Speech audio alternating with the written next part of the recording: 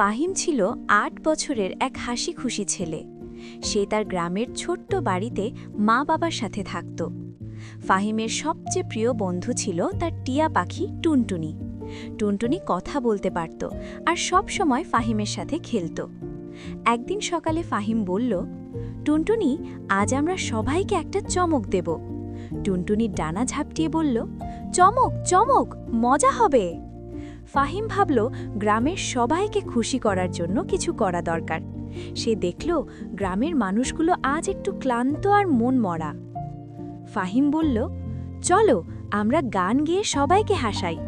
তারপর ফাহিম আর টুনটুনি গ্রামের পথে পথে ঘুরতে লাগল। ফাহিম মিষ্টি গলায় গান গাইত আর টুনটুনি বলতো, হাসো হাসো। ধীরে ধীরে গ্রামের মানুষজন থেমে তাদের গান শুনতে লাগল। কেউ হাসল, কেউ হাততালি দিল, ছোট বাচ্চারা নাচতে শুরু করল।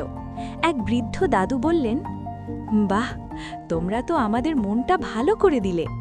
ফাহিম খুশি হয়ে বলল, আমরা চাই সবাই হাসি খুশি থাকুক।